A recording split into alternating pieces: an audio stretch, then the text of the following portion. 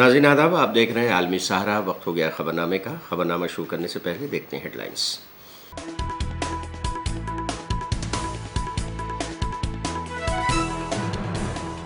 PM Modi ने गुजरात में metro rail के दूसरे मरहले का किया इफ्तिताह। गवर्नर और वजीर आला भी इफ्तिताही तकरीब में हुए शामिल। सुप्रिया श्रीनेट का मरकजी हुकूमत पर हमला। कहा, मणिपुर 16 महीनों से जल रहा है, लेकिन पीएम मोदी के पास वहां जाने का वक्त नहीं। अमित शाह जम्मू कश्मीर के दौरे पर। कहा, 370 अब तारीख का हिस्सा बन चुका है। आइन में 370 के लिए कोई जगह नहीं।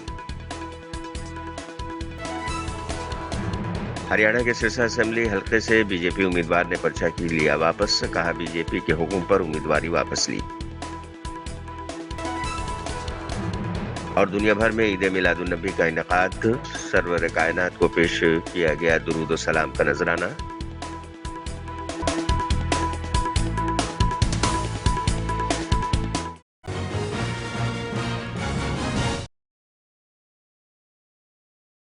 गुजरात में वजीर-ए-आज़म नरेंद्र मोदी ने कई तरक्याती मंसूबों का इफ्तिताह किया। उन्होंने अहमदाबाद मेट्रो रेल एक्सटेंशन के दूसरे मरहले का इफ्तिताह किया।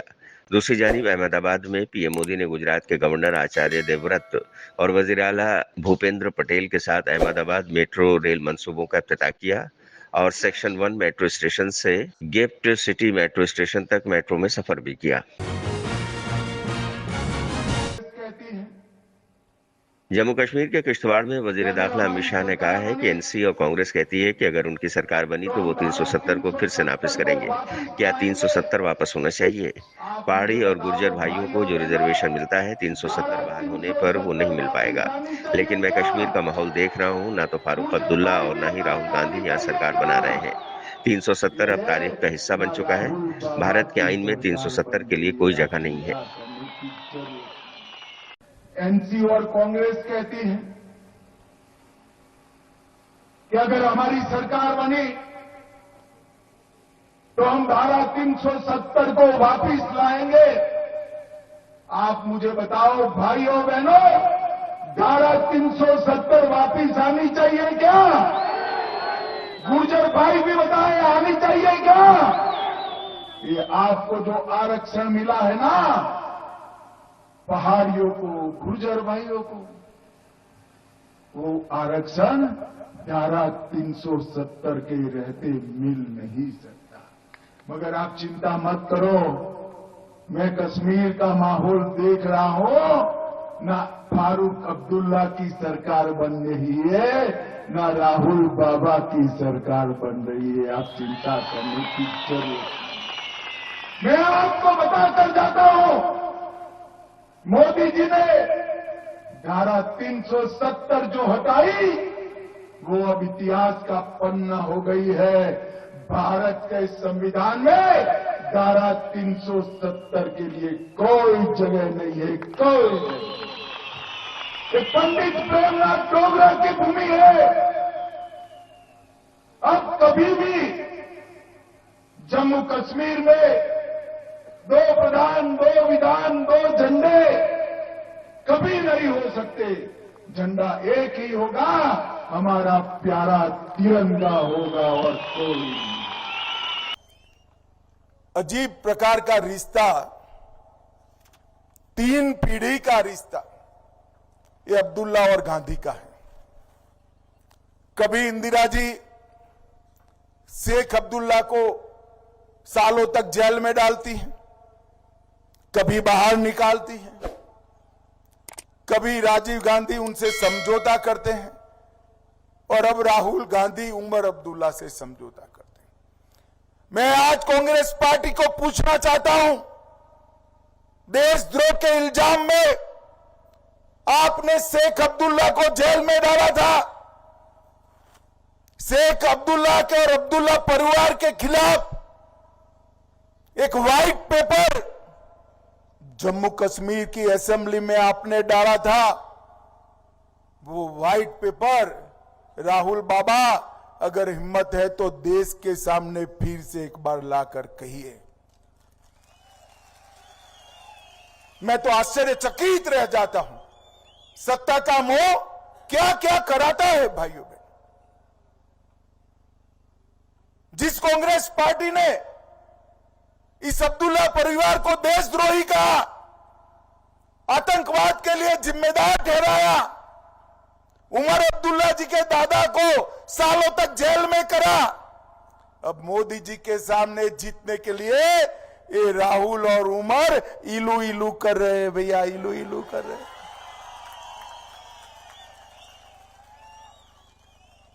क्या किश्तवाड़ की जनता समझती है या नहीं समझती है?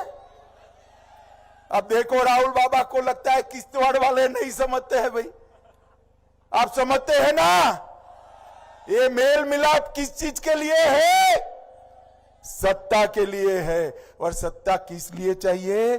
फिर से आतंकवाद लाने के लिए और आरक्षण हटाने के लिए। मगर आप चिंता मत करिए, ना ये जीतेंगे, ना आतंकवाद आएगा, ना 370 वापिस आएगी, ना आरक्षण जाने वाला है, ना माताओं बहनों का अधिकार जाने वाला है। ये नरेंद्र मोदी जी का वादा है।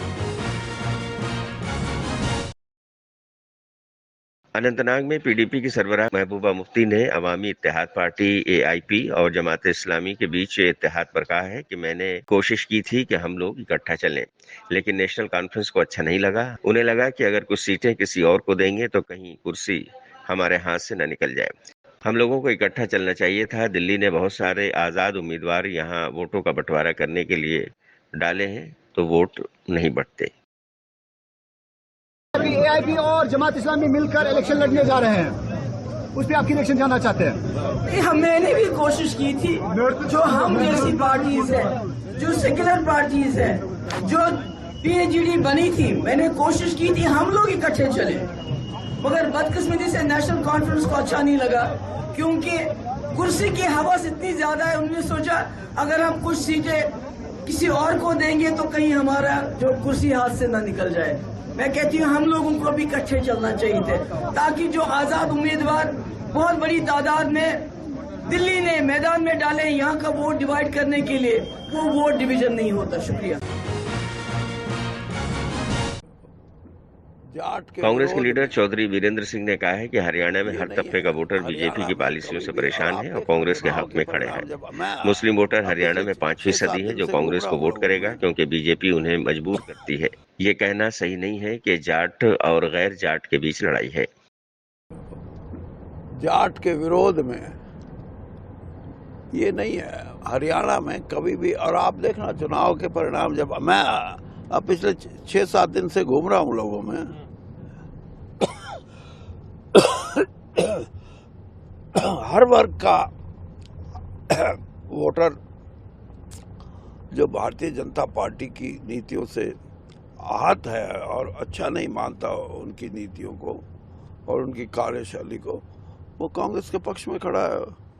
कोई जाति की बात नहीं है कि हम एक, और जिसने जैसे आपने जाट की बात कही कि जाट को हम, ये ठीक है कि जाट बड़ी संख्या में कांग्रेस का पक्षधर है और राजनीतिक तौर पे वो लड़ाई लड़ने में सक्षम रहा है हमेशा, लेकिन उसका भी योगदान है। और वो दूसरी पार्टियों में भी, कोई ये कहे कि दूसरी पार्टियों में जाट है ही नहीं, ऐसा मैं नहीं मानता। और हमारे को भी कांग्रेस के पक्ष में भी, अब आपने खुद ही कहा, मुस्लिम वोटर हरियाणा में 5% के करीब है, टोटल कांग्रेस को वोट करेगा। और वो इसलिए नहीं करेगा कि उसको मजबूर करते हैं ये जो नीतिकार हैं बीजेपी के, कि हमें मुस्लिम नहीं चाहिए, मुस्लिम वोट नहीं चाहिए। और इस तरह की राजनीति कभी हरियाणा में कामयाब हुई ही नहीं है। और इसीलिए ये कहना कि ये जाट और गैर जाट के बीच में लड़ाई है, ऐसा नहीं है। सभी जातियां एक दूसरे में, सभी पार्टियों को कहीं ना कहीं किसी न किसी रूप में, चाहे थोड़े मत से चाहे ज्यादा मत से, सभी पार्टियों में उनका अपना स्थान है। और कोई एक जाति की पार्टी के बल पे कभी कोई ना तो जीता आज तक और ना ही जीत सकता आगे भी।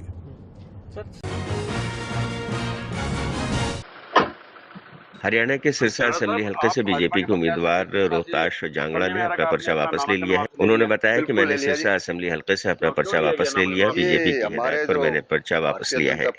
उनके ही कहने पर मैंने अपना पर्चा वापस लिया। जांगड़ा साहब, आप भाजपा के प्रत्याशी थे सिरसा से, सुनने में आ रहा कि आपने अपना नामांकन वापस ले लिया। बिल्कुल ले लिया जी।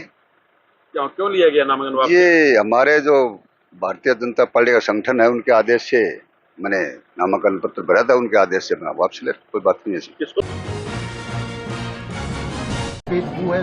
मणिपुर के वजीर आला एन वीरेंद्र सिंह ने कहा है कि मैं आसाम राइफल्स की कार्रवाई की तारीफ करता हूं, जिन्होंने एक बर्मी शहरी को गिरफ्तार किया है। मैं शुरू से ही दावा करता रहा हूं कि मणिपुर के हालात बाहरी लोगों की वजह से खराब हैं, लेकिन कुछ लोग मानते हैं, कुछ लोग नहीं। who has bought arms inside Manipur. So how do you react to this time now? It has already proved that there. No, I really appreciate the activities of the Assam Rifles who arrested one Burmese national, one Kennebi. As a Chief Minister, I continuously claiming since the beginning that the present crisis is in Manipur is the hand of the outsider, foreign hand. But some people believe, some people do not.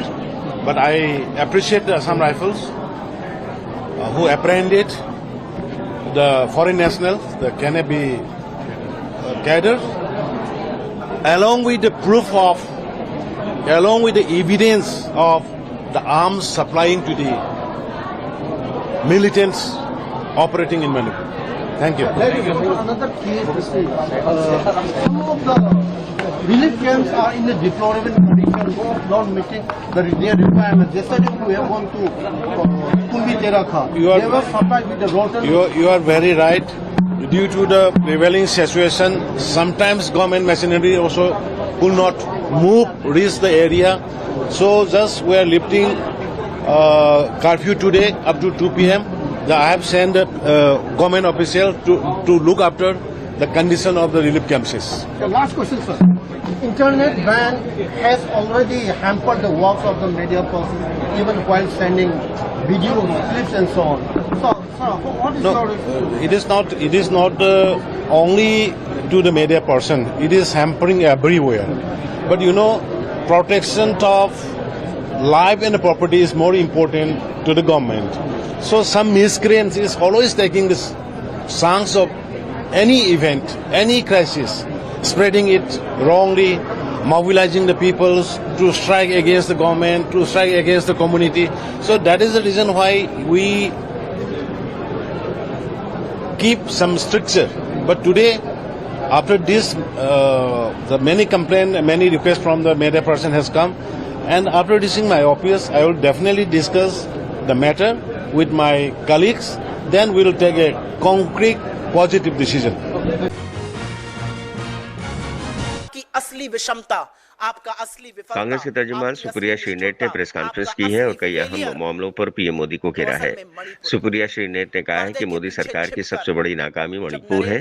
16 महीनों से मणिपुर जल रहा है, वहां फसाद फिर से भड़क उठा है, जिसमें ड्रोन, रॉकेट और आरपीजी का इस्तेमाल हो रहा है। पिछले 2 हफ्ते में 12 लोगों की मौत हो चुकी है, लेकिन आज तक नरेंद्र मोदी को मणिपुर जाने का वक्त नहीं मिला है।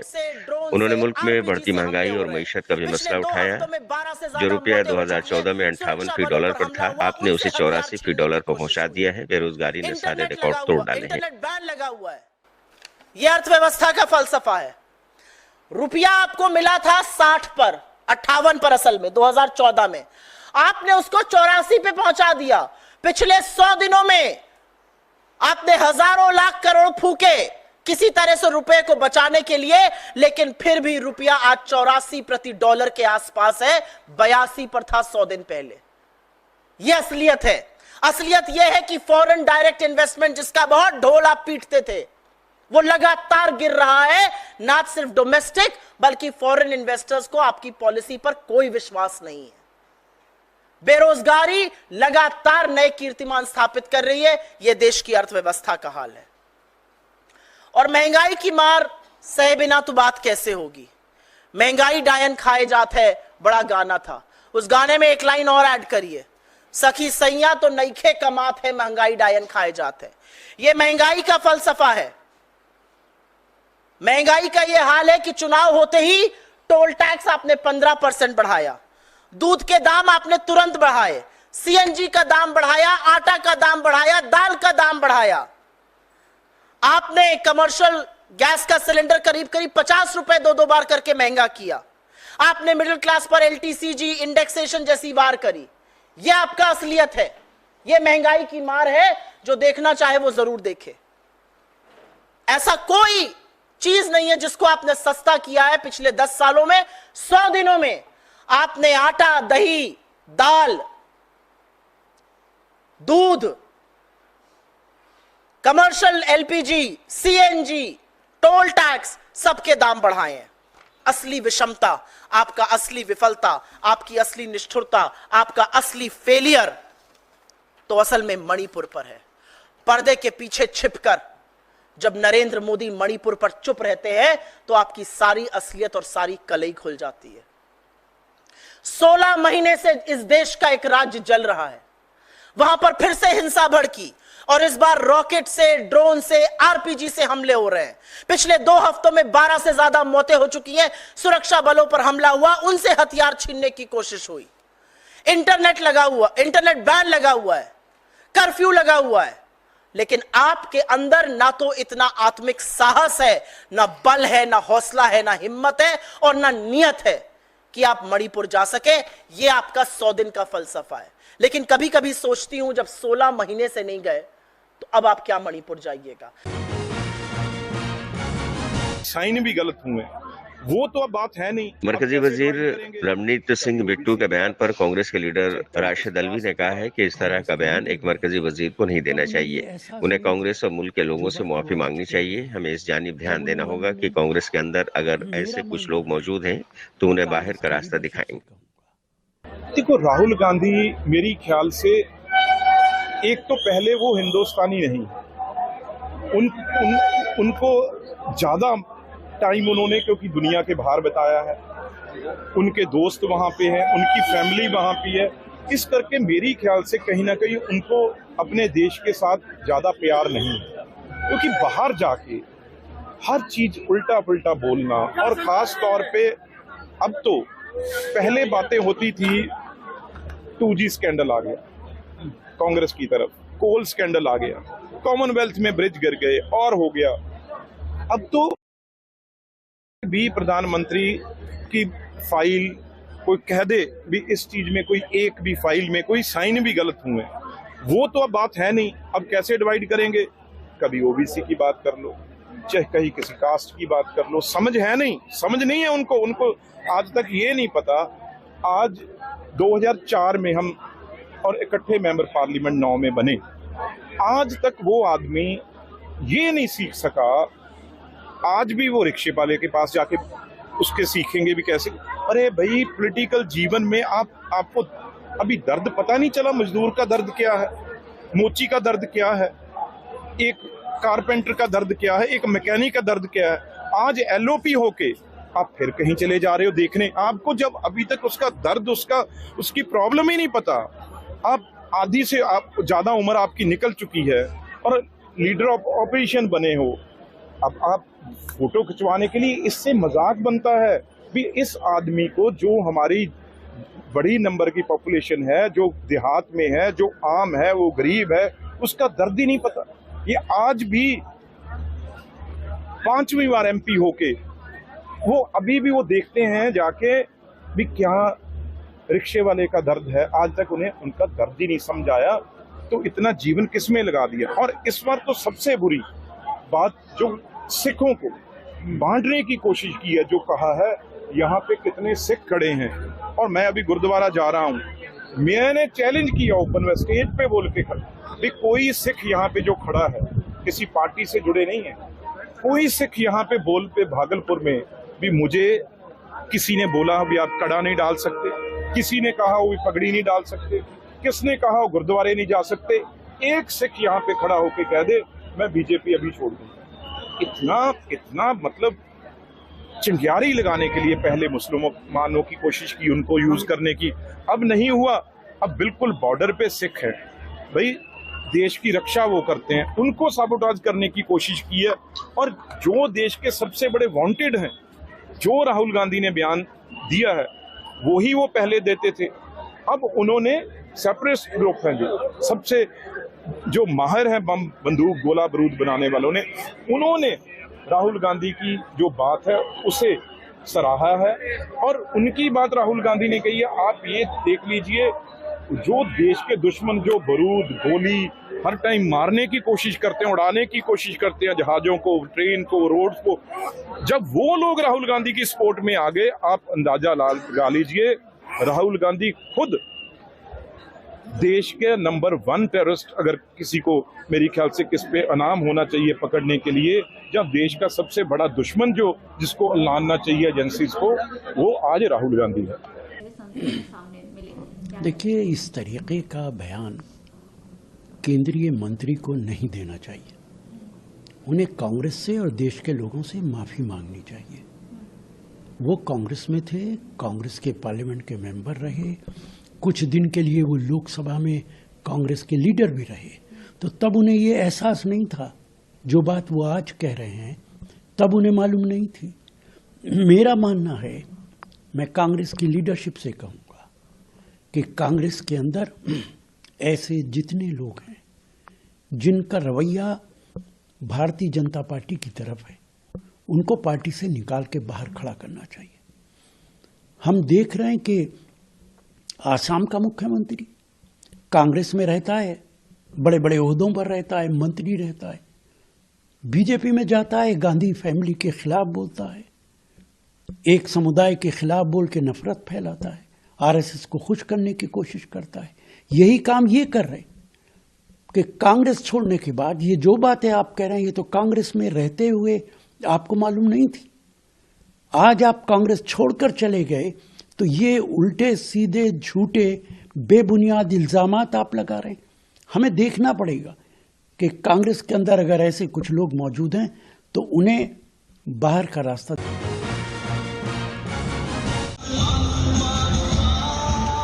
सरवर कायनात हज़रत रसूलुल्लाह सल्लल्लाहु अलैहि वसल्लम की विलादत के मौके पर मुल्क भर में अलग अलग हिस्सों में जश्न मनाया जा रहा है। लखनऊ में वाक़ झंडे वाले पार्क से जुलूस निकाला गया, जो ऐशबाग ईदगाह पहुंचकर खत्म हुआ। जुलूस में शहर भर की अंजुमनें शामिल हुईं। जुलूस में शामिल लोगों ने रहमतुल आलमीन की शान में कसीदा और नात पाक का नजराना पेश किया। लखनऊ में 12वीं रबीउल अव्वल के पेश नज़र पुख्ता हिफाजती इंतजाम किए गए हैं। डीसीपी सेंट्रल लखनऊ रवीना त्यागी ने सिक्योरिटी इंतजाम की तफसील बताई।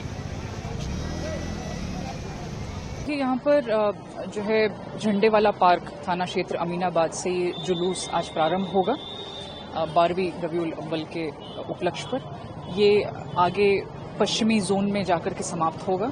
इसमें तमाम सुरक्षा व्यवस्था के इंतजाम किए गए हैं। इसमें माउंटेड पुलिस के साथ स्थानीय पुलिस, पीएसी, आरआरएफ, इसके अतिरिक्त हम लोग सीसीटीवी कैमराज और ड्रोन्स के माध्यम से लगातार निगरानी करते हुए इसको पूरी सुरक्षा के माहौल में जो है संपन्न कराएंगे।